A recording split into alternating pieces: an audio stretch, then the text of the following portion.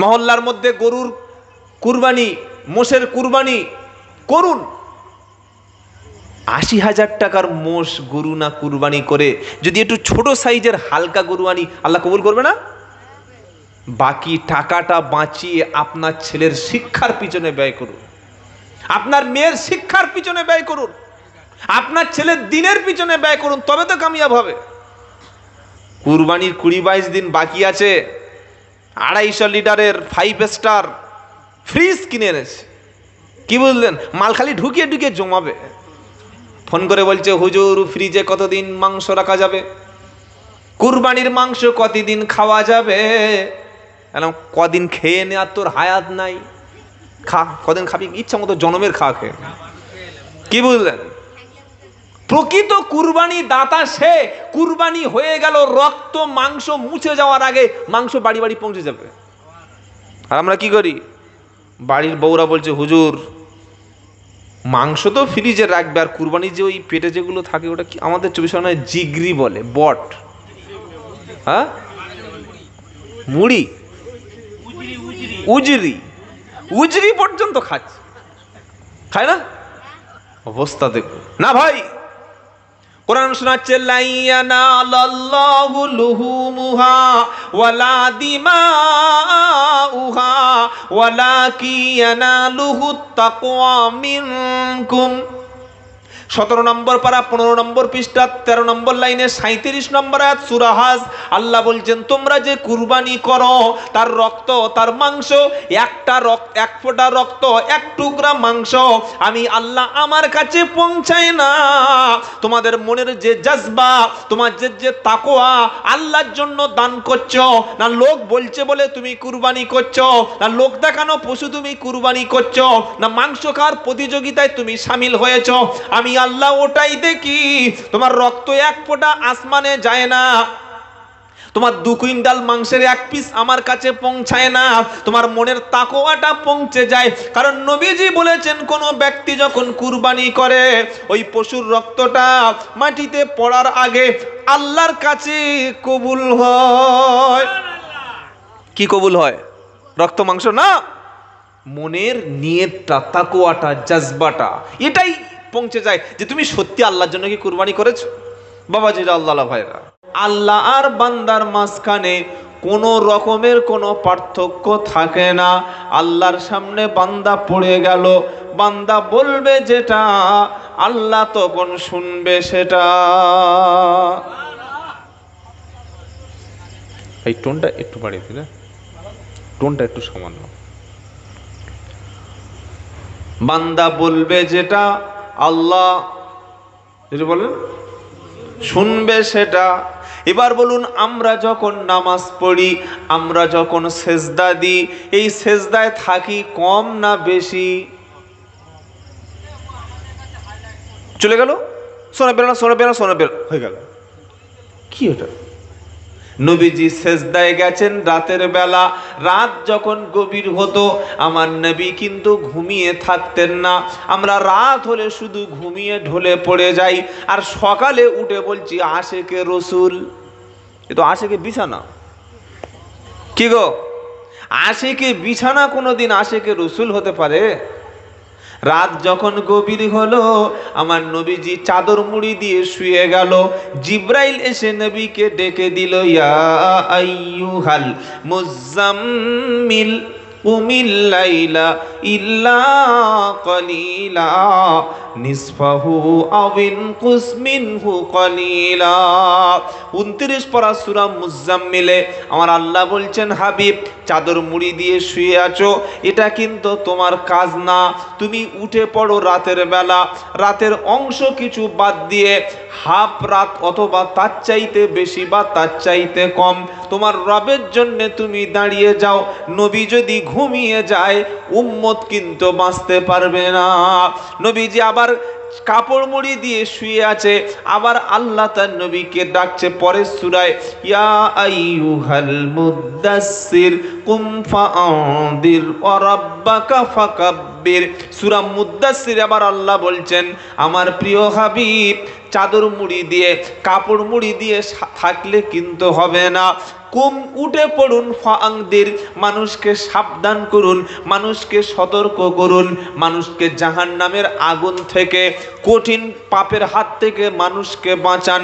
ও রব্বাকা ফাকাব্বির, রবের বড়ত্ব মহত্ব আপনি বর্ণনা করুন। ওয়া সিয়াবাকা ফাতাহির, আর পোশাক আপনি পবিত্র করে নামাজে দাঁড়িয়ে যান। উম্মতের হাতে তখন নেতৃত্ব ছিল, উম্মতের হাতে তখন ক্ষমতা ছিল। সেদিন মুসলমানরা নেতৃত্ব দিয়েছিল। যেদিন মুসলমানরা রাতটা অতিবাহিত করত সেজদায়, রাতের বেলা চোখ থেকে পানি ফেলতো, আর দিনের বেলা যুদ্ধের ময়দানে শরীর থেকে রক্ত দিত, তবেই মুসলমানরা জয়ী ছিল। এখন বলছে হুজুর 100 দানার তসবিহ কিনলাম, কি এমন দোয়া আছে 2-4টে বলে দিন, 2-4টে দোয়া পড়বো, ডাইরেক্ট জান্নাতে চলে যাব। আমি বললাম ভাই সেগুড়ে বালি। বললে হুজুর এসব কথা কি আবার বলছেন? কোরআন শোনাচ্ছে, আম হাসিবতুম আও তাদখুলুল জান্নাতা ওয়ালাম্মা ইয়াতিকুম মাসালুল লাযিনা খালাউ মিন ক্বাবলিকুম মাসাতহুমুল বাসাউ ওয়াদ-দাররাউ ওয়াজুলজিলু হাত্তা ইয়াকুলার রাসূল ওয়াল্লাযিনা মাহু মাতা নাসরুল্লাহ। দ্বিতীয় পারা সূরা বাকারার 214 নম্বর আয়াতে 13 নম্বর লাইনেতে কোরআন শোনাচ্ছে নবী, তো ওরা কি মনে করেছে, মানুষ মনে করেছে এমনি এমনি জান্নাতে প্রবেশ করব, অথচ ওদের উপরে, আগের নবীর উম্মতের উপরে যেমন বিভিন্ন কঠিন কঠিন পরীক্ষা এসেছিল, কঠিন কঠিন ষড়যন্ত্র এসেছিল, চক্রান্ত হয়েছিল, সেই চক্রান্তগুলো মোকাবিলা করেছে, জান দিয়েছে, মাল দিয়েছে, মার খেয়েছে, দেশ ছেড়েছে, ঘর ছেড়েছে, বিবি ছেড়েছে, বাচ্চা ছেড়েছে। এত কঠিন বিপদ মুসিবতে পড়ার পরে তারা ঈমান কখনো ত্যাগ করেনি। আর সেই সময় তারা বলল আল্লাহর সাহায্য এবং মদত কখন আসবে? আমার আল্লাহ বলল শুনে রাখো, মারকে অত্যাচারিত হয়ে যখন তোমরা শেষ পর্যায়ে পৌঁছে গেছো, আলা ইন্না নাসরাল্লাহি করিব, আল্লাহর সাহায্য মদত খুব নিকটে।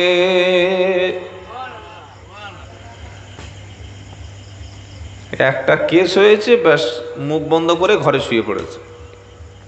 কেউ একটা হুমকি দিয়েছে, বললে বাবা আর আমি দরকার নেই, ঠিক আছে, সেরকম বলে চলবে না। হকের জন্য, ইনসাফের জন্য, ন্যায়ের জন্য, দিনের জন্যে এই যে দেশে আমরা বাস করছি না, 1757 সালে যখন দেশটা ইংরেজরা দখল করে নিল, 190 বছর হিন্দু মুসলমান মিলে ওলামায়ে কেরামরা জেল খেটেছিল, রক্ত দিয়েছিল বলে আমরা স্বাধীন হতে পেরেছি। তা না হলে স্বাধীনতা জিনিস কি আপনি জানতেন না। আপনি পরাধীন থাকতেন, আমি পরাধীন থাকতাম, আমাদের জাতীয় পতাকা থাকতো না, জাতীয় সঙ্গীত থাকতো না, স্বাধীন ভারত বলে আমরা 15ই আগস্ট পালন করতে পারতাম না, প্রধানমন্ত্রী, রাষ্ট্রপতি, মুখ্যমন্ত্রী পেতাম না, আমরা স্বাধীন দেশের নাগরিক হিসাবে আমাদের আইডেন্টিফাই করতে পারতাম না। কথা বুঝেছেন বাবাজি? এজন্য আল্লাহর সাহায্য মদত কিসে আসে? নামাজের মাধ্যমেই নেমে আসে। এবার আপনি বলুন, যতগুলো মুসলিম মহল্লা আছে, মুসলিম এলাকা আছে, এই মুসলিম মহল্লার মধ্যে নামাজির সংখ্যা বেশি না কম?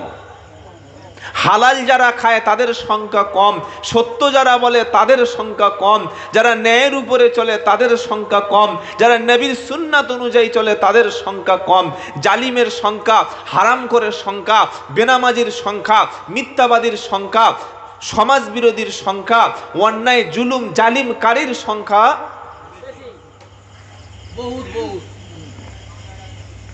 হাতে গুনে শেষ করা যাবে না।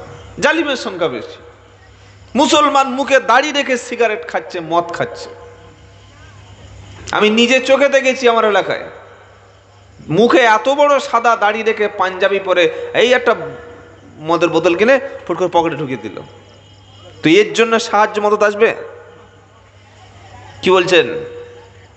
সাহায্য মদদ নেমে আসে আসমান থেকে, নামাজের মাধ্যমে সাহায্য পাওয়া যায়। নামাজের মধ্যে কখন পাওয়া যায়? বান্দা যখন সেজদায় পড়ে যায়। আম্মা জান আয়েশা সিদ্দিকা রাদিয়াল্লাহু তাআলা আনহা তিনি দেখতেন নবী যখন রাত হয়ে যেত সেজদায় পড়ে যেতেন, আমাদের মতো সুবহানা রাব্বিয়াল আলা তিনবার তিনি বলতেন না, তিনি বারবার বলতেন। 1 ঘন্টা 1.5 ঘন্টা 2 ঘন্টা 3 ঘন্টা ব্যাপী সেজদায় তিনি পড়ে উম্মতের জন্য কাঁদতেন, জাতির জন্য কাঁদতেন। মানুষ কিভাবে জাহান্নাম থেকে বেঁচে যাবে, মানুষ কিভাবে দিন পাবে, ইমানের উপর চলবে, ইসলামের উপর চলবে, আল্লাহকে চেনানোর জন্য নবী জীবনের 23টা বছর না খেয়ে তিনি মেহনত করেছিলেন, খালি আল্লাহকে চিনিয়ে দেবে বলে। আজ আমার ছেলে আল্লাহ কি জিনিস জানে? আল্লাহ চেনে না। কে আল্লাহ কোথায়, কোনো পরিচয় জানে না। রাসূল করিম সাল্লাল্লাহু আলাইহি ওয়াসাল্লাম কি জানেই না, খালি শুনেছে লা ইলাহা ইল্লাল্লাহ আর মুহাম্মদ রাসূলুল্লাহ, এই দুটোই জানে। তাই জীবনে কবার পড়েছে? মুসলমানির সময় একবার পড়েছে, বিয়ের সময় পড়তো না, মুখে কাপড় দিয়ে বসেছিল। ইমাম সাহেব বলে কলে বড়, কলে বড়, হুজুর কলেমাটা বলে দাও, লা ইলাহা ইল্লাল্লাহ। আর একবার জলসায় বসে বলেছিল এবার মরণের সময় ওকে চাপ দিয়ে পড়ানো হবে, যার জীবনে 4 বার 5 বার কলেমা, এই কলেমা জীবনে তাকে কোনোদিন নাজাত দিতে পারে না। ইমানকে সাথী করুন, কলেমাকে সাথী করুন। কলেমার চাইতে বড় পাওয়ারফুল কলেমা আর পৃথিবীতে হতে পারে না। কথা মনে থাকবে ইনশাআল্লাহ। নিয়ত করি যখন সেজদায় যাব, বিশেষ করে নফল নামাজে, তাহাজ্জুদের নামাজে, সালাতুত তাসবিহ নামাজে, ইশরাক আউবিনের নামাজে, এই নামাজগুলিতে সেজদায় যখন আমরা যাব 3 বার না 5 বার 7 বার 10 বার, যতবার মন চাইবে, মনের কাছে যতবার ইচ্ছা হবে ততবার সেজদায় গিয়ে বলবো সুবহানা রাব্বিয়াল আ'লা। ভালোবাসার বন্ধু, অনেক দিনের সম্পর্ক, বন্ধু হোক বা বান্ধবী হোক, যে যাকে সবচাইতে বেশি ভালোবাসে তাকে যদি না পায়, কথা বলতে মন চায় কি চায় না? তার সাথে চায় না? আপনি যাকে খুব ভালোবাসেন, সেই স্ত্রী হোক, স্বামী হোক, বন্ধু হোক, আর গার্লফ্রেন্ড হোক, আর বয়ফ্রেন্ড হোক, আর বৈধ অবৈধ জায়গাটা হলে হলো, যাকে জীবনের চাইতে বেশি ভালোবাসেন ও যদি সামনে না থাকে, তার সঙ্গে ফোনে কথা বলতে মন চায় কি চায় না? সবার চায় না, 2-1 চায়। মন চায় না যে একটু কথা বলি? অনেক দিন থেকে ফোনে কথা বলে নাই, তার কাছে ফোন করে আসসালামু আলাইকুম ভাই, ভালো আছে? বা তুমি ভালো আছো? আচ্ছা ঠিক আছে রাখছি, এরকম করেন? কত ঘন্টা কথা হয়ে গেল ঠিক নাই। মেয়েদের সাথে রাতে ফোন করতে শুরু করেছে, স্বামী ব্যাঙ্গালোরে চলে গেছে, মুম্বাই আছে, রং নাম্বারে একটা ভাবির কাছে ফোন এসেছে, এশার নামাজ পড়ে ধরলো আর সকাল 6টায় ফোন কাটলো। আপনাদের হুগলিতে হচ্ছে না, আমাদের 24 পরগনায় হচ্ছে। এখানে সব আল্লাহর ওলি মানুষ, তো কি বুঝলেন? হুগলিতে অনেক বড় বড় পীর সাহেব আছে, আলহামদুলিল্লাহ আল্লাহর ওলিরা আছে। এখানেও সব পরকিয়া টরকিয়া হয় না। স্বামী বাড়ি নাই বলে কি অন্যায় চালিয়ে যাচ্ছে, দুধের আশাটা ঘোলে মিটিয়ে নিচ্ছে। কথা বুঝতে পারছেন বাবাজি? মানুষ ভালোবাসার মানুষের সাথে ঘন্টার পর ঘন্টা কথা বলে। সবচাইতে আল্লাহকে বেশি ভালোবাসি ইনশাআল্লাহ, বাস ইনশাআল্লাহ। কোরআন শোনাচ্ছে ওয়াল্লাযীনা আমানু আশাদ্দু হুব্বাল লিল্লাহ, যারা ঈমানদার তারা সবচাইতে বেশি ভালোবাসে আল্লাহকে। দিনের মধ্যে 5 বার আল্লাহকে পেয়েছি। ফজরে মসজিদে গিয়েছিলাম, ওই সময় কথা বলার সুযোগ হলো, জোহরে কথা বলার সুযোগ হলো, আসরে কথা বলার সুযোগ হলো, মাগরিবে কথা বলার সুযোগ হলো, এশার সময় কথা বলার সুযোগ হলো। এবার রাত 12টা বেজে গেল, ব্যবসার ঝামেলা মিটে গেল, দোকান বন্ধ হয়ে গেল, কাজকর্ম সব চুকে গেল, বিবি ঘুমিয়ে গেল, বাচ্চা ঘুমিয়ে গেল, মা বাপ সব ঘুমিয়ে গেল, গোটা পৃথিবী যখন ঘুমিয়ে গেল, এবার আল্লাহর সাহায্য মদত আসে নামাজে। আর সেজদায় চলে গেলে বান্দা কাছাকাছি হয়ে যায়। ওই সময় আল্লাহর সঙ্গে কথা বলতে মন চায় কি চায় না? চাই ইনশাআল্লাহ? শুয়ে শুয়ে, বিছানায় শুয়ে শুয়ে কথা বলবে আল্লাহর সাথে? হ্যাঁ, কি গো? ওয়াল্লাযীনা ইয়াবীতুনা লিরাব্বিহিম সুজদাও ওয়া কিয়ামা ওয়াল্লাযীনা ইয়াকুলুনা রাব্বানা সরিফ আন্না আযাবা জাহান্নাম ইন্না আযাবাহা কানা গরামা ইন্নাহা সাআত মুস্তাকাররাও ওয়া মুকামা। 19 পারা 4 নম্বর পৃষ্ঠা 12 নম্বর 13 নম্বর লাইনের 68 69 নম্বর আয়াতে কোরআন কারীম শুনিয়ে দিয়েছে, ওয়াল্লাযীনা ইয়াবীতুনা লিরাব্বিহিম সুজদাও ওয়া কিয়ামা। আমার সঙ্গে যারা মোহাব্বত রাখে, আমার স্পেশাল বান্দা যারা, আমার খাস খাস বান্দা যারা, ওরা রাত্রি বেলা কখনো ঘুমিয়ে সকাল করে না। রাত যখন গভীর হয় আমার বান্দাদের ঘুমটা চোখ থেকে চলে যায়। ওয়াল্লাযীনা ইয়াবীতুনা, ওরা রাতকে অতিবাহিত করে লিরাব্বিহিম, ওদের রবের জন্য, সুজদাও ওয়া কিয়ামা, সিজদা দিয়ে এবং দাঁড়িয়ে দাঁড়িয়ে নামাজ পড়ে রাত পার হয়ে যায়। এটা হলো ঈমানদারদের নমুনা। ওরা দিনের বেলা 5 বার আল্লাহকে ডাকে, ফজর জোহর আসর মাগরিব এশায় ডাকে। আবার যখন রাত হয় ডেকে বলে রব্বানা। রাতের বেলা ডেকে কিন্তু মনে শান্তি পেলাম না। ফজরে তো 10 মিনিট কথা হলো, জোহরে তো 15 মিনিট কথা হলো, আসরে 8 মিনিট কথা হলো, মাগরিবে 12 মিনিট কথা হলো, এশায় 20 মিনিট কথা হলো। রব্বানা, মন চাইছে যেন সারা রাত তোমার সাথে কথা বলি, মনের কষ্টটা তোমার কাছে বলি, তাই আমি সিজদায় পড়ে গেছি। বান্দা আমি এসে গেছি, রব তুমি দেবে কিনা বলো। আল্লাহ বলল, বান্দা সিজদায় যখন পড়ে গেছো আমার কাছে চাও, আমার কাছে বলো, আমি তোমার মনের আশা পূরণ করে দেব। 3 তলা মসজিদ, 12টা লোক নামাজ পড়ছে। বুঝতে পারছেন আমাদের অবস্থা কোন জায়গায় চলে গেছে? কোন জায়গায় আমাদের অবস্থা চলে গেছে? একটা গ্রামে 100 ছেলে যদি গ্রাজুয়েশন কমপ্লিট করে, 100 ছেলে যদি MA পাস করে, 100-র মধ্যে হয়তো 5 থেকে 6 জন ছাত্রকে আমরা কোরআন শেখাতে পেরেছি মহল্লা থেকে। বাকি 95টা গ্র্যাজুয়েট করা ছেলে, MA কমপ্লিট করা ছেলে, HS পাস করা ছেলে, মাধ্যমিক পরীক্ষা দেওয়া ছেলে, কোরআন জিনিসটা তাদের কাছে এখনো মহামূল্যবান গ্রন্থটা পৌঁছাতে পারেনি। মসজিদের সেক্রেটারি ডেকে দেখি খালি মসজিদের ছাদ দেখাচ্ছে, হুজুর কত বড় মসজিদে হুজুর, এসি দেখছেন, এখানে 1.5 টন, এখানে 1.5 টন, ওয়াটটা এসি, এপারে এসি, ফল সিলিং। এই আমাদের ইমাম সাহেব ভুঁড়ি এইরকম, ইমাম সাহেবের এত ভুঁড়ি, কি খায়? আর হুগলির খাবার মানে তো স্পেশাল খাবার, কি বুঝলেন? এই ভাই তো এখান থেকে চলে গিয়েছে আমাদের দিকে, তা জান উনি সে খাওয়া মনে হচ্ছে ভুলে গেছে, কি বুঝলেন? মানে 24 পরগনার বেশিরভাগ আলেম ওলামা আপনাদের হুগলিতেই থাকে, থাকে না? প্রচুর জায়গায় আমি গিয়েছি, হুগলি, বর্ধমান, মেদিনীপুর, হাওড়া, তো সব বাড়ি, সব ইমাম সাহেব তো বেশিরভাগ 24 পরগনা, আলহামদুলিল্লাহ। তো ইমাম সাহেব প্রচন্ড খায় আর ঘুমায়, প্রচুর খাওয়া না। মসজিদের সেক্রেটারি, ক্যাশিয়ার, সভাপতি আর ইমাম, তাদের একটাই ফিকির হবে, একটাই চিন্তা থাকবে, একটাই মাত্র তাদের মনের মধ্যে ইচ্ছা থাকবে যে মহল্লায় যত মুসলিম ছেলে আছে এরা নামাজ কি করে পড়বে, কোরআন কি করে জানবে, দিন ইসলাম কি করে শিখবে।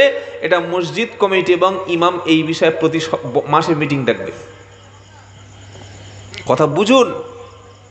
আমি জানি না যে পশ্চিম বাংলায় যত হাজার হাজার মসজিদ আছে, কটা মসজিদে কোরআন বাচ্চাদের শেখানোর জন্য, মহল্লার মানুষদের দ্বীনি বানানোর জন্য, মহল্লার মানুষদের জাহান্নামের আগুন থেকে বাঁচানোর জন্য কটা মিটিং ডাকা হয়েছে আমি জানি না।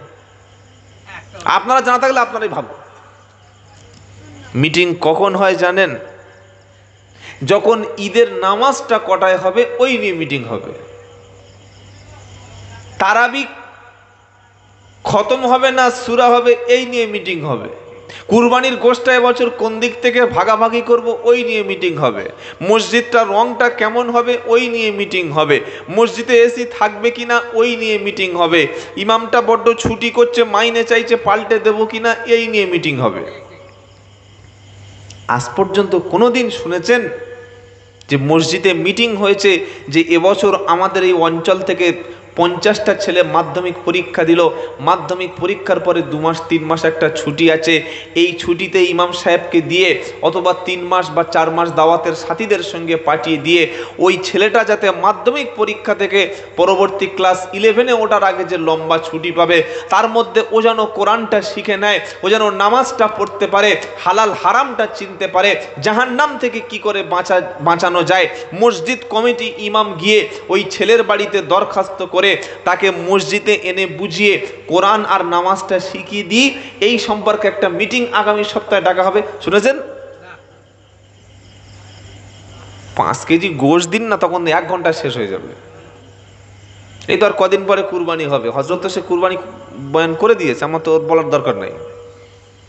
এখন থেকে সব মুসলমানরা ছোট ছোট ছুরি তৈরি করছে, ওই 1 ইঞ্চি 6 ইঞ্চি চামড়া কাটবে বলে, কি বুঝলেন? পুরাতন দাগুলো রেডি করছে, আর দাঁতগুলো সব ভালো করে যাদের দাঁতটা নড়ছে ডেন্টাল হসপিটালের সঙ্গে যোগাযোগ করছে, আর কদিন পরে খাবো। কি করছে?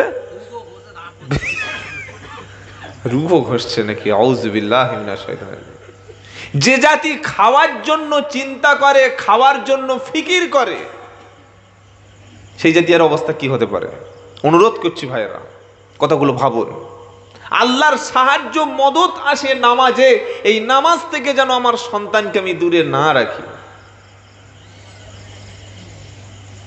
একই কথা সূরা বাকারা আল্লাহ বলছেন, ইয়া আইয়ুহাল্লাযীনা আমানুস্তাইনু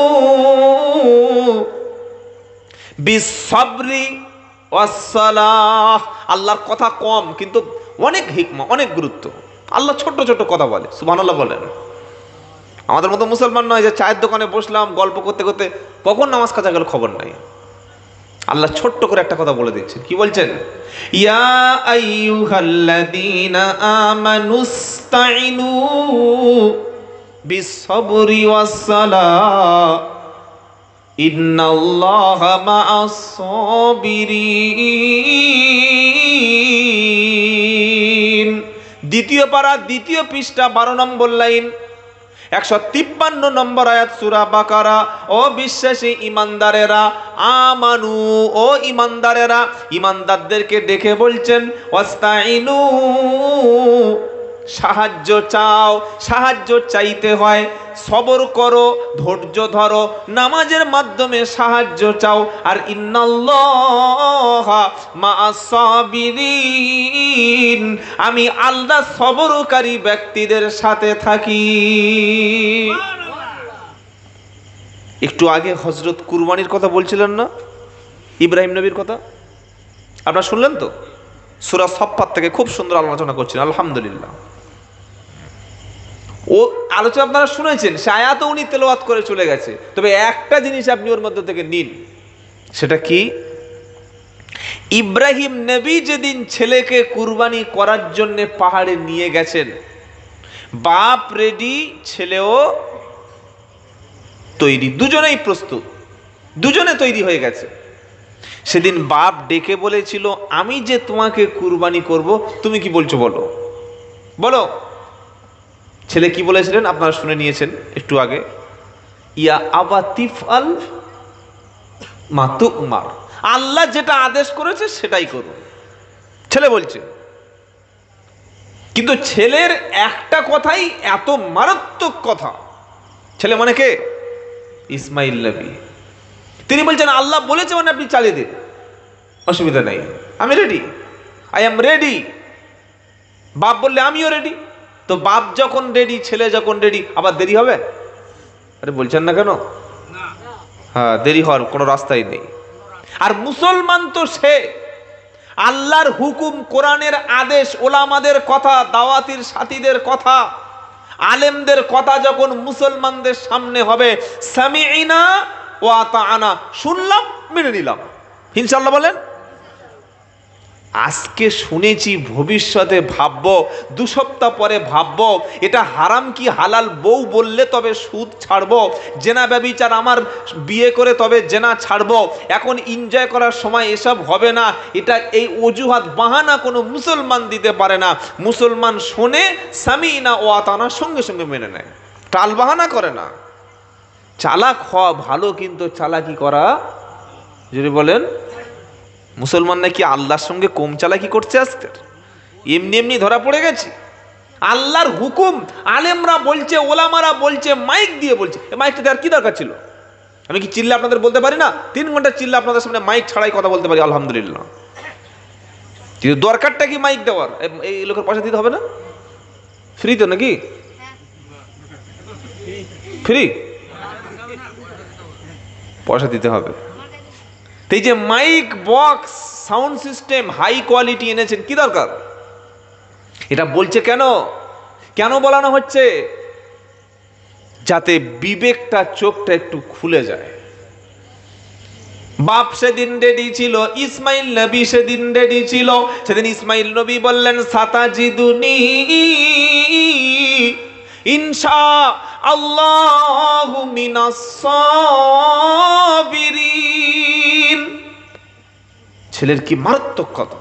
ইসমাইল বলছে, আব্বা জান, আপনি আমাকে কুরবানি করছেন, করুন, আপনিও রাজি, আমিও রাজি, তবে ইনশা আল্লাহ। ইনশাআল্লাহ মানে কি? ইনশাআল্লাহ কাল থেকে মসজিদে যাবো বলে আর বিড়ি টানছি সামনে বসে বসে। চিটিং বাস কত রকমের দেখেছে। ইনশাআল্লাহ কাল থেকে কোরআন পড়বো, গিয়ে দেখলাম বাড়িতে গান শুনছে। ফেরেশতা বললে কি বড় চিটিং বাস, এটাকে ইনশাআল্লাহ বলো না বসে বসে। কি গো? ইনশাআল্লাহ আল্লাহর পথে সময় দেব বলে চলে গেলাম শয়তানের পথে।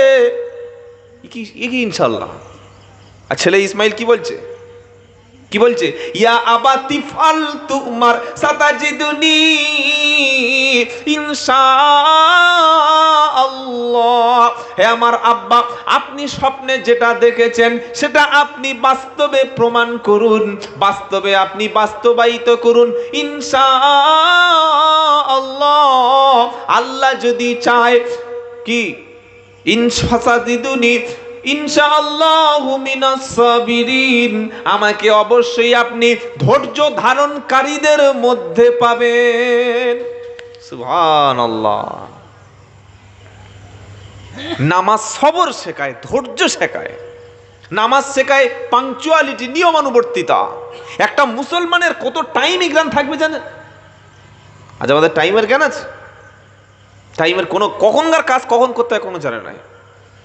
মসজিদে এলান হলো, কৌসার চাচা মারা গেল, কাল 2:30টার সময় জানাজা হবে। সব লোক 2:20 চলে গেছে, বলছে 2:30টা জানাজা কখন হবে? বলছে এখনো লাশের গোসল দেয় নাই। লাশ কি করছিল? তাস খেলছিল? সে তো মারা গেছে, সে তো মারা গেছে। তো মাইয়েদের আত্মীয়রা কি করছিল? টাইমের জ্ঞান নাই।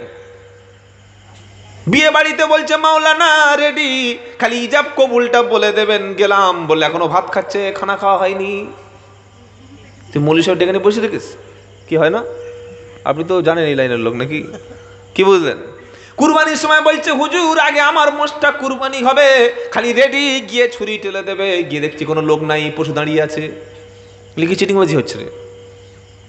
টাইমের জ্ঞান মুসলমানদের সবচাইতে বেশি থাকবে। আজ মুসলমানরা সবচাইতে সময় বেশি নষ্ট করে, সবচাইতে সময় নষ্ট করে।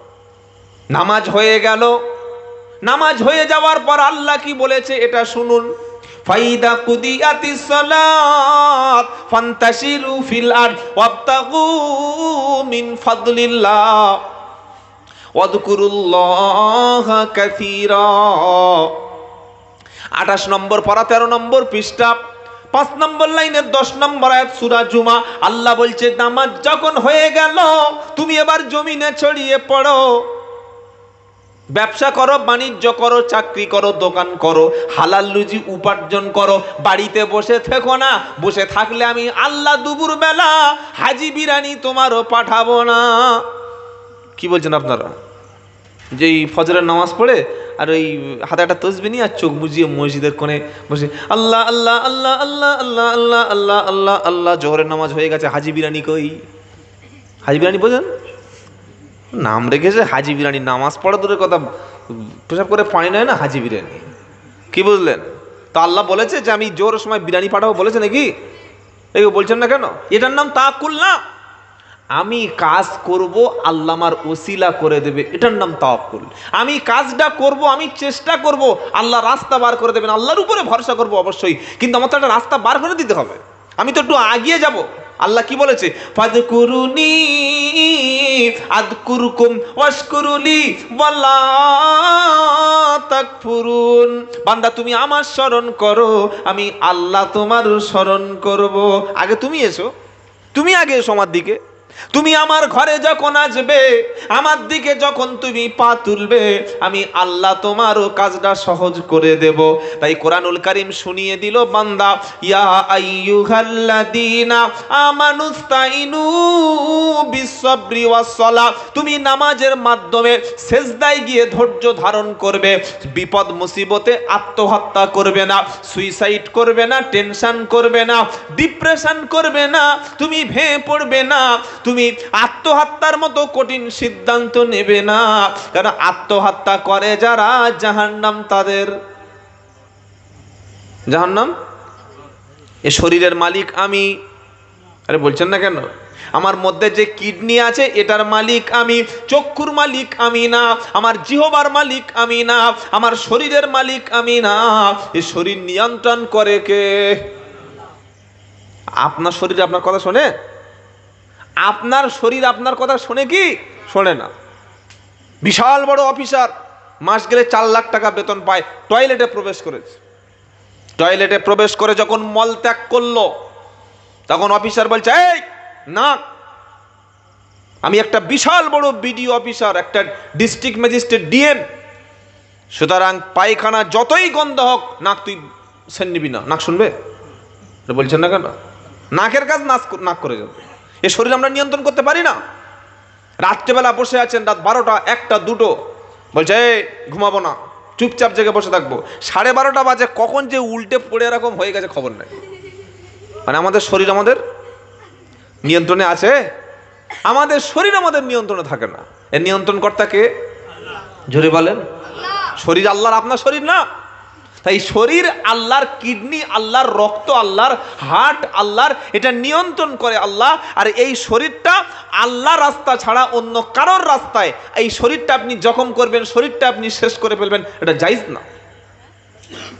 মুসলমান ভোটের রাজনীতি করতে গিয়ে নিজের ভাইকে মেরে ফেলে দিলে, পাশের প্রতিবেশীকে মেরে ফেলে দিলে, মনে রাখবেন রাত 12টা, 1টা, 2টোর সময় আপনার প্রতিবেশী হিন্দু হলেও আপনি যদি রাত 12টা, 1টা, 2টোর সময় বিপদে পড়ে যান, ভাবছেন হিন্দু মানে শত্রু না, আপনার প্রতিবেশীকে বন্ধু বানান।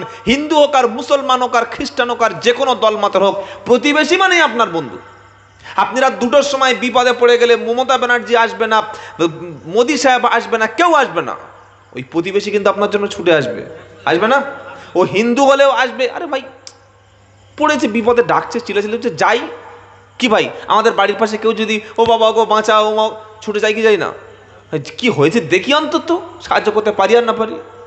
হ্যাঁ, এই জন্য প্রতিবেশীর সঙ্গে সম্পর্ক খারাপ করতে নাই। আল্লাহর নবী সাল্লাল্লাহু আলাইহি ওয়াসাল্লামকে সবচাইতে বেশি কষ্ট দিয়েছিল প্রতিবেশীরা।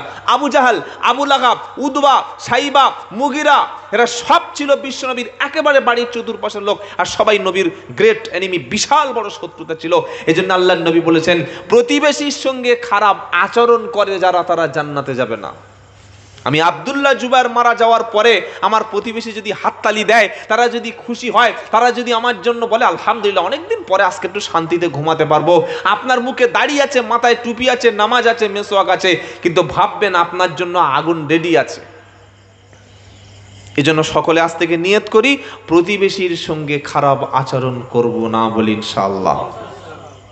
আপনার বাড়িতে বিশাল বড় খাবার এনেছেন, ফল, আম, লিচু, আনারস, কাঁঠাল এনেছেন, পাশে একটা গরিব বাস করে, আপনি ওই এতিম বাচ্চাদের পাশের প্রতিবেশীকে দিতে যদি না পারেন, ওই লিচুর খোলাটা, আমের এটা খাবারের প্যাকেটটা কিন্তু তাদের সামনে আপনি ফেলবেন না। কেন?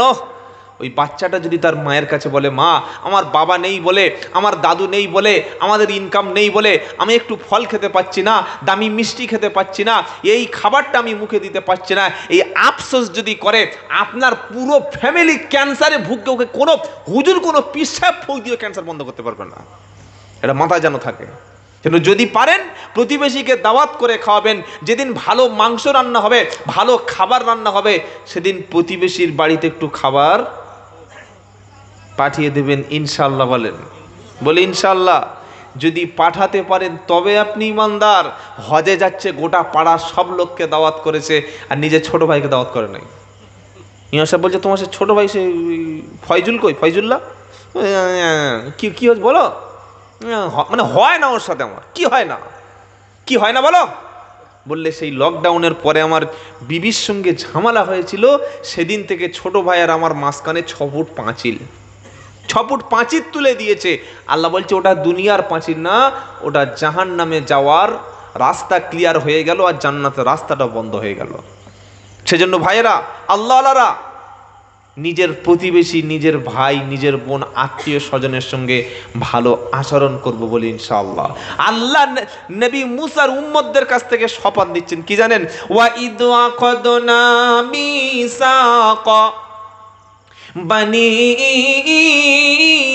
ইসরাঈলা আল্লা তা'বুদু ইল্লাল্লাহ ওয়া বিল ওয়ালিদাইনি ইহসানা ওয়া দিল কুরবা ওয়াল ইয়াতামা ওয়াল মাসাকিন ওয়া ইবনিস সাবিল। আল্লাহ নবী মুসার উম্মতদের কাছ থেকে অঙ্গীকার করে নিচ্ছে।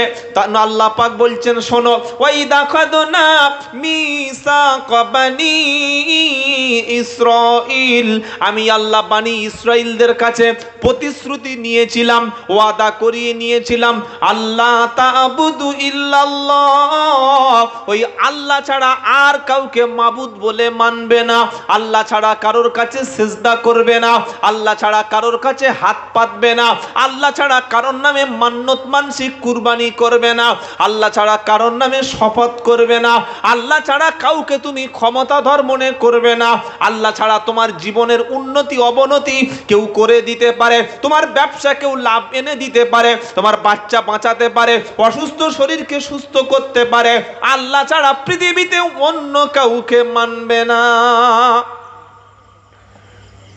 1 নম্বর। 2 নম্বর, ওয়াবিল ওয়ালিদাইনি ইহসানা, আর পিতা মাতার সঙ্গে সবচাইতে সৎ আচরণ করবে। নির্দেশ কার? জোরে বলেন। বাপ যদিও তোমার সঙ্গে খারাপ আচরণ করে, মা যদি তোমার সঙ্গে খারাপ আচরণ করে, তারপরে বাপ মার যতটুকু কর্তব্য অধিকার, এটা যেন কখনো তুমি নষ্ট মনে থাকবে ইনশাআল্লাহ। 3 নম্বর হলো ওয়াদিল কুরবা, নিকট আত্মীয় যারা, প্রতিবেশী যারা, ভাই বোন, তাদের সঙ্গে কোনোদিন খারাপ আচরণ করবে না। কোরআন 4 নম্বর শুনিয়ে দিয়েছে, ওয়াল ইয়াতামা, ইতিম যারা আছে, নাবালক সন্তান যারা আছে, ছোট ছোট বাচ্চা বাপ মারিকে মারা গেছে, তাদের সঙ্গে খারাপ আচরণ করো না, তাদের প্রাপ্য মর্যাদাটা বুঝিয়ে দাও। ওয়াল মাসাকিন, আর মিসকিন যারা আছে, মিসকিন কাদের বলে? যাদের বাড়িতে খাবার নাই, দেখলে মনে হবে না যে লোকটা ক্ষুধার জ্বালায় কষ্ট পাচ্ছে, বাড়িতে একটা টাকা নাই, দেখলে মনে হবে না যে লোকটা গরিব, বাড়িতে পয়সা নাই, দেখলে মনে হবে না যে লোকটার কাছে পয়সা নাই। তুমি তার অবস্থা, সিচুয়েশনটা বুঝে তাকে কিছু চাল কিনে দাও, কিছু খাবারের ব্যবস্থা করো, কিছু অর্থ দিয়ে সাহায্য করো। তুমি দুনিয়ায় মানুষকে যদি সাহায্য করো, মুসিবতের দিন ওই আল্লাহ তোমাকে সাহায্য করবে। জীবনে একবার হজ করা ফরজ। আমাদের এলাকায় ট্রিপল হাজি আছে, 3 বার হজ করেছে। সব জায়গায় বলে আমি 3 বার হজে গেছি। একবার হজ করা ফরজ, বাকি হজের টাকাটা দিয়ে পাড়ায় একটা গরিবের এতিমখানা করুন।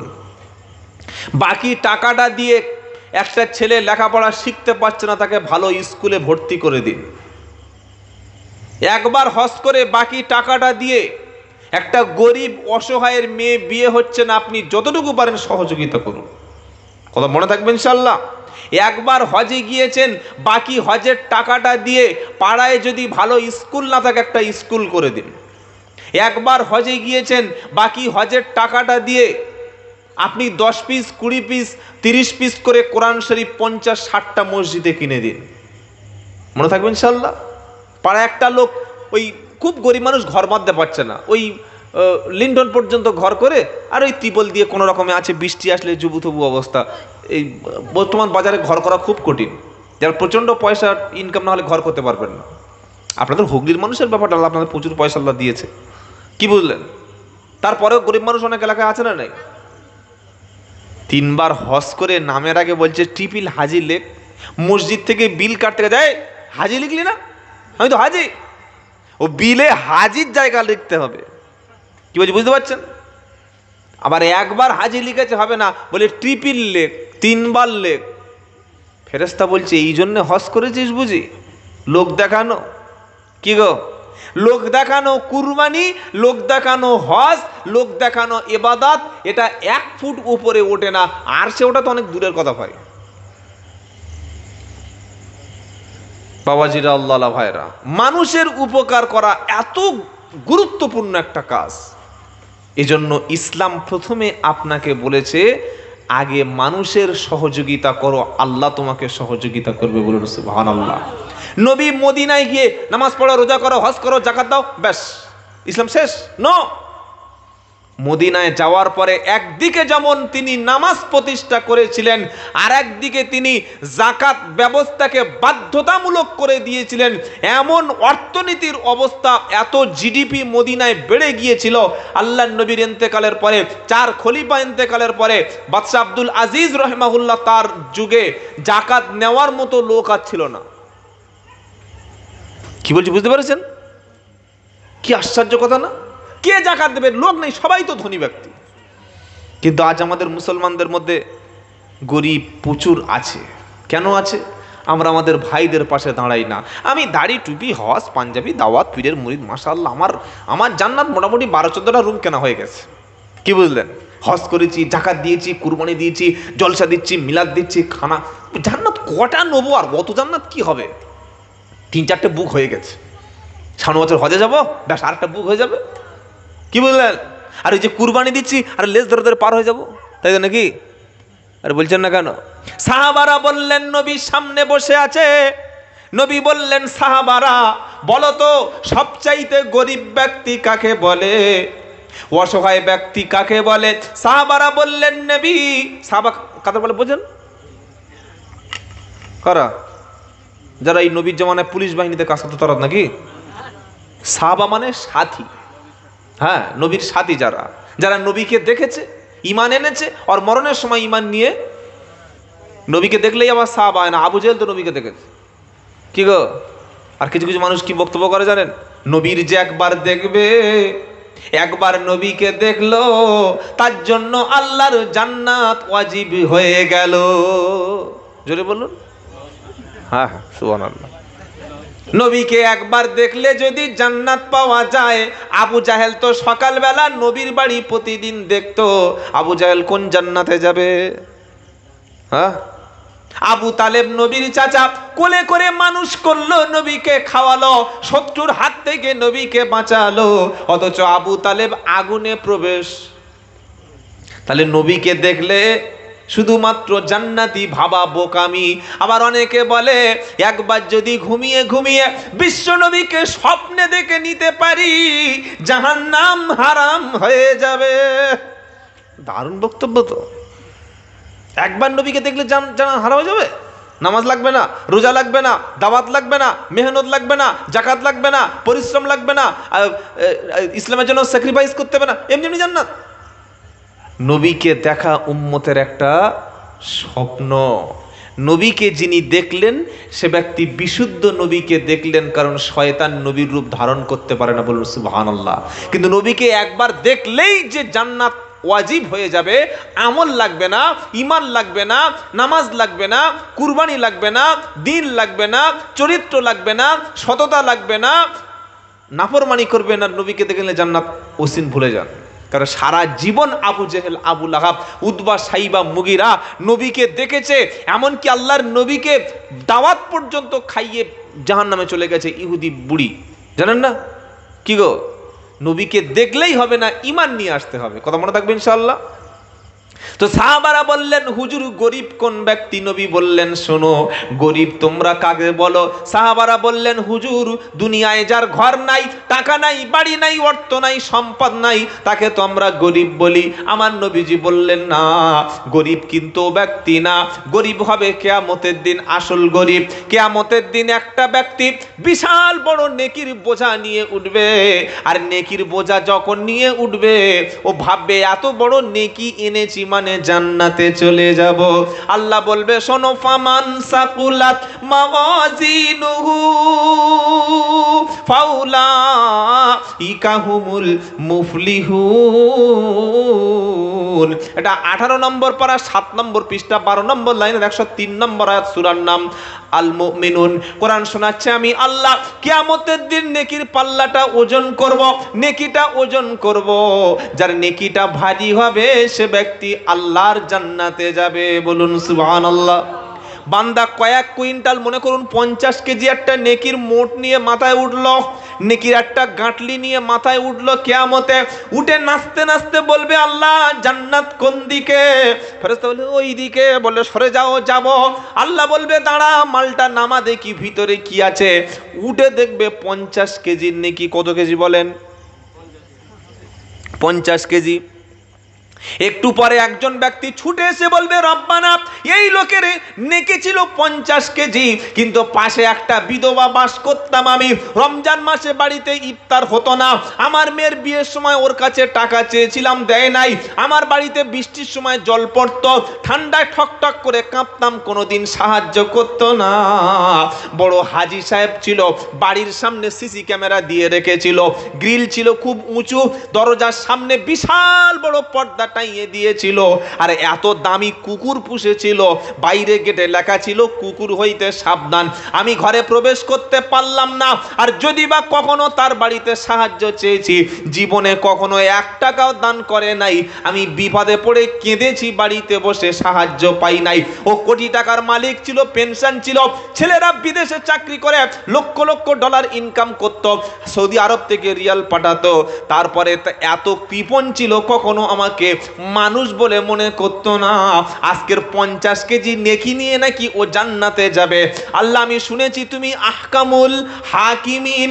কে আহকামুল হাকিমিন? জোরে বলুন। সূরা 3 পড়েন নাই? কি গো? ইল্লাল্লাযীনা আমানু ওয়া আমিলুস সলিহাতি ফালাহুম আজরুন গায়রু মামনুন ফামা ইউকাদ্দিবুকা বাদু বিদ্দিন আলাইসাল্লাহু, বলেন আলাইসাল্লাহু। আর মনে আসছে না? কি গো বাবাজিরা, সম্পর্ক তো কোরআনের সঙ্গে থাকবে। হ্যাঁ, বর্তমান পরিস্থিতিতে আমাদের যা কোরআনের দুর্বলতা, ইমাম যদি এই পা ভেঙে যায়, ইমাম অসুস্থ হয়ে যায়, চোখের ছানির অপারেশন করে, নামাজ পড়ানোর লোক আছে? এই তুই যা, ঠেলছে মসজিদ, যাও বাবা তুমি যাও। একজন বড় দাড়ি আর পা পর্যন্ত পাঞ্জাবি এসছে, সকলে ঠেলে সামনে দিয়ে, যাও যাও। এত বড় দাড়ি টুপি, নিশ্চয়ই একদম ঝাঁদরে লালে হবে। লোকটা এসেছিল কালেকশন করতে, ভিক্ষা করতে এসেছিল পাড়ায়, কি বুঝলেন? তা কালেকশন করতে চাঁদা তুলতে গেলে দাড়ি রাখবে না? ও জালিমাল হোক আর চিটিং বাদক, দাড়ি তো রাখতে হবে। এটাই তো ধোকা দেওয়ার সবচেয়ে বড় সুযোগ মানুষের, কি বুঝলেন? বাড়িতে নামাজ পড়ে না, বাড়িতে সিগারেট খায়, বাড়িতে মিথ্যা বলে, মাদ্রাসা নেই, মসজিদ নেই, 1 টাকা কালেকশন করে গরিবকে দেয় না, সে কোত্থেকে চলে এসছে বলে কালেকশন করি, বলে এটা মিথ্যা করে বিল ছাপিয়ে নিস, দাও 500 টাকা দাও। তো দাড়ি ছাঁচা লোক 500 টাকা কেউ দেবে? প্যান্ট শার্ট পরে টাকা তুলে কেউ দেবে? ধোকা দেওয়ার জন্যে দাড়ি আর টুপিটা লাগিয়ে চলে এসছে। মাগরিবের নামাজ, ইমাম সাহেবের পা ভেঙে গেছে, এখন 15 দিন ছুটি, উঠতে পারবে না।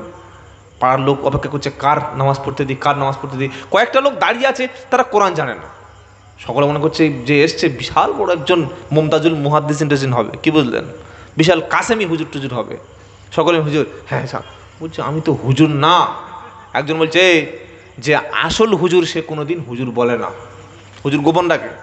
আসল আলেম যারা তারা কোনোদিন আলেম লিখে রাখে? ও অরিজিনাল মাল সামনে দে। এরকম বড় আরদি কোম্পানির কাপড়ের একদম কি বললেন, হ্যাঁ অরবিন্দ আরদির কাপড় রয়েছে, বিশাল 4 মিটারের কাপড়, গাঁটের উপরে এতটুকু কাপড় আছে, আর মাথায় একটা হাজি রুমাল, আর দাড়ির সাইজ সেরকম একদম পুরো বিশাল দাড়ি, সব দেখে একদম সামনে ঠেলে দিয়েছে। ও আল্লাহু আকবার বলে সূরা ফাতিহা পড়তে গিয়ে কেঁপে কেঁপে লুঙ্গি খুলে পড়ে গেছে। কি বললেন? দাড়ি আছে, টুপি আছে, পাঞ্জাবি আছে, কিন্তু ভিতরে ভিতরে মাল নাই। আর ওই মসজিদে একটা ছেলে ছিল, কলেজে ফার্স্ট ইয়ারে পড়ে, বা ওই কোন একটা স্কুলের মাস্টার, দাড়ি এই 1-1.5 ইঞ্চি করে ফ্যাশন দাড়ি, বুঝতে পারছেন না?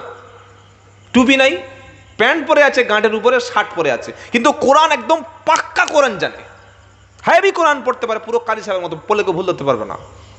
অজু গোসল পাক পবিত্র মাসআলা জানে, হালাল খাদ্য খায়, সত্য বলে, জীবনে কোনোদিন নামাজ কাজা করে না, কিন্তু পাঞ্জাবি পরে নাই, আর এত বড় দাড়ি নাই, ওই সবে ইঞ্চি দেড়ি করে মোটামুটি বার হয়েছে। শার্ট পরে আছে, শার্ট টি শার্ট আর একটা প্যান্ট, এমনি সিম্পল প্যান্ট পরে আছে, কাপড় পবিত্র। মানুষ নামাজের জন্য কাকে মূল্যায়ন করে? যেটা বলেন, দাড়িকে, টুপিকে। কিন্তু এটা যারা আলেম আছে জিজ্ঞাসা করুন, নামাজ পড়ানোর ইমামতি করার শর্ত প্রথম হলো যিনি বিশুদ্ধ কোরআন তেলাওয়াত করতে পারবেন, কোরআনের কারি, কোরআনের জ্ঞান সবচাইতে যার বেশি, ইনি ইমামতির যোগ্য অগ্রাধিকার পাবে। মনে থাকবে ইনশাআল্লাহ। কিন্তু আমরা সেটা গুরুত্ব দিই না, অনেক করে দাড়ি টুপি আছে মানে আমি দাড়ি টুপির অবমূল্যায়ন করছি না। দাড়ি যত রেখেছেন, টুপি যত সুন্দর HD কোয়ালিটির 3 তালা টুপি পরেছেন, কিন্তু কোরআনের ইলিম তো একটু বাড়বে অন্তত। 33 বছর মসজিদে আজান দিচ্ছে, এখনো নামাজ পড়াতে পারে না। কাজ খালি আজান দেওয়া, খালি আজান দেয়, খায় আর ঘুমিয়ে যায়, খায় আর ঘুমায়। মাশাআল্লাহ, নামাজ পড়াতে পারে না। কেন এই অযোগ্যতাটা কেন আমাদের মধ্যে তৈরি হলো? আর আমরা কি মনে করেছি জানেন? আমরা মনে করি কোরআনটা শুধুমাত্র আলেমরা ওলামারা পড়বে, আমাদের কাজ শুনে যাওয়া, এ করে যাওয়া। কিন্তু না ভাই, সকলের মধ্যে কোরআনের কিছুটা না কিছু জ্ঞান থাকবে, কারণ ইলিম অর্জন করা ফরজ। প্রত্যেকটা ছেলে প্রত্যেকটা মেয়ে যেন কোরআন শিখতে পারে, এই ব্যবস্থা মসজিদ কমিটি করবেন বলেন ইনশাআল্লাহ।